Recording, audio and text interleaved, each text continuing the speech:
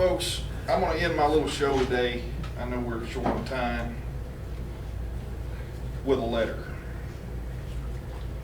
A lot of us have gone to places, buildings and such where history was made, and it never fails that somebody makes a statement and says, boy, I wish these walls could talk. And I got to thinking about that, and I got to wondering, because I'm a little bit of a history buff, got to wondering what that flag could say to us if it could talk. So I sat down, and maybe I kind of overstepped my bounds a little bit, but I figure, like I said, my family served it enough, revered enough, that I thought I had the right. So this is called a letter from your flag. To all Americans, I was there when you were born. When you first stood up against tyranny, against king and country and all he could throw at you. I was there behind those cotton bales in New Orleans with old Hickory and his boys when you did it again.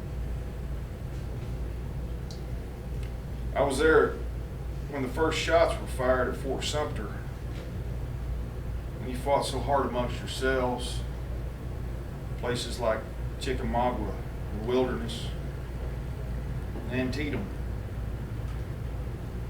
bloodiest day in your young life.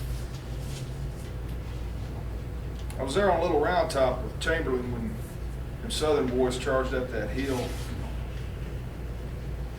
And even though they had turned their backs on me, I couldn't help but be proud of their courage and their commitment to their cause. I was there with Teddy and his Rough Riders when they charged up that hill in Cuba with them Buffalo soldiers right along beside them. I was there with the doughboys in those muddy trenches of Belleau Wood and the Argonne Forest, the war to end all wars. I was there at Pearl Harbor when your heart was broken. And I was there on those beaches called Utah and Omaha. So many gave all they had. I helped define that generation when a few tired Marines tied me to an old piece of drain pipe, raised me on a mountain, a little island in the Pacific. And all I could think about was how many of those young men had died in that small, violent place just for that moment. I was there at Inchon and Pork Chop Hill. I was there with old Chesty and his boys in that cold hell of the frozen Chosin. I was there at Quai Son in 68, at Saigon in 75. And so many did what they thought was right. They came home to a country that didn't seem to want them. Now I'm there in the mountains of Afghanistan. And I'm there in the streets of Baghdad, Fallujah, Mosul. For every coffin they drape me over, there's a loved one that clutches me to their breast, and I catch their tears. They lay another young American in a garden of stone. I'm there at every 4th of July parade when an old veteran snaps to attention and salutes as I go by, remembering the sacrifice of friends long ago. I'm there when a child places his hand over his heart and pledges allegiance to what I represent.